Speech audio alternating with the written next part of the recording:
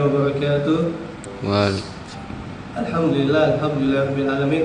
Wassalatu wassalamu ala asrofil anbiya wal mursalin Sayyidina walana Muhammadin wa ala alihi wa sahbihi ajma'in. Amma ba'du. Alhamdulillah, kita telah memasuki pertengahan bulan suci Ramadan, yaitu kita telah memasuki di tanggal 13 Ramadan 1456 Hijriah.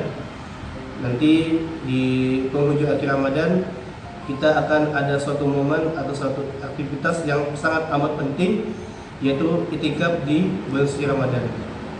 Itikaf adalah kita berdiam diri di masjid untuk melaksanakan ibadah.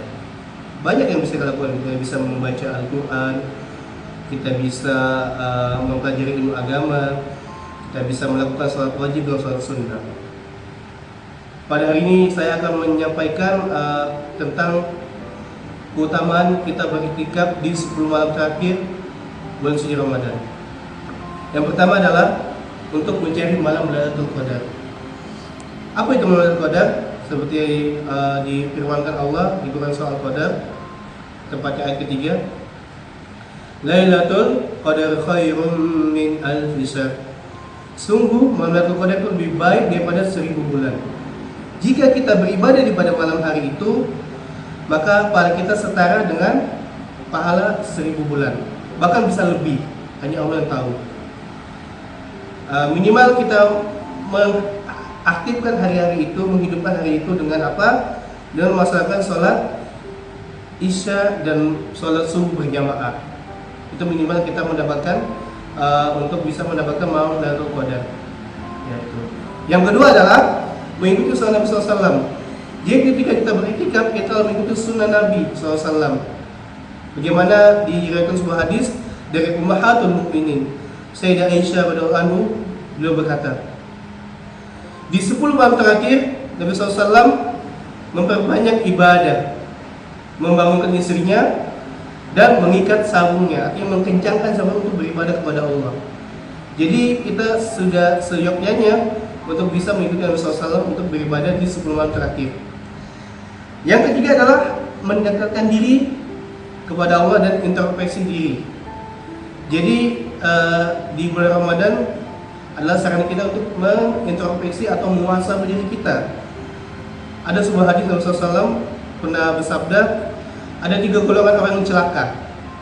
Yakni salah satunya adalah orang yang masuk bulan suci Ramadan tapi tidak mendapatkan ampunan dari Allah. Nauzubillah min dzalik. Ya, jadi kita jangan sampai masuk ke golongan itu. Sebagaimana Allah berfirman di Quran surah At-Tahrim ayat ke-8, ya ayyuhallazina amanu tubu ilallahi taubatan nasuha. Hai orang-orang beriman, bertobat kepada Allah dengan sebenar-benar taubat. Jadi kita untuk bulan bertaubat. Dan disambung ke hadis Nabi SAW, Kullu ibni Adam khata' wa khairu khata'at tawabin. Jadi semua anak cucu Adam itu berdosa, maka sebab yang berdosa adalah dia bertaubat selama nyawa masih ada di dalam tubuh kita. Yang keempat adalah mudah untuk sholat berjamaah. Jadi ketika kita beriktikaf, kita mudah untuk melaksanakan sholat wajib dan sholat malam seperti sholat tahajud, sholat tasbih, sholat witir dan lain sebagainya. Karena kita sedang berada dalam masjid. Dan itu adalah yang kelima adalah mendapatkan pahala menunggu waktu sholat. Ya, bagaimana kita di sebuah hadis dikatakan kan, barang siapa dari rumahnya berwudu sampai dia ke masjid sholat sunnah 2 rakaat, ya itu mendapatkan pahala yang sangat luar biasa. Jadi kita menunggu waktu sholat. Yang keenam adalah mendidik jiwa kita untuk selalu sabar dan beramal soleh. Allah berfirman, Innallaha ma'as sabirin. Allah bersama dengan orang-orang sabar.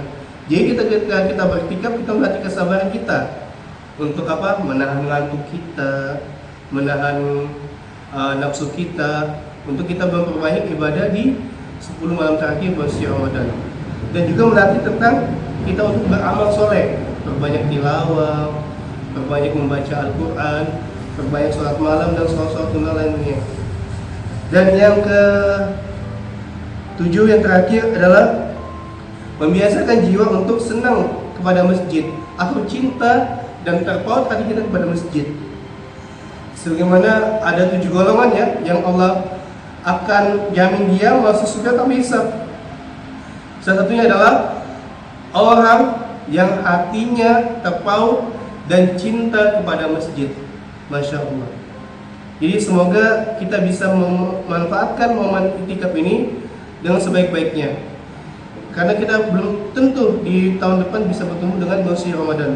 Maka nasihat saya adalah kita maksimalkan dengan perbaik ibadah, perbaik beramal soleh, dan semoga nanti kelak kita bisa mendapatkan malam Lailatul Qadar.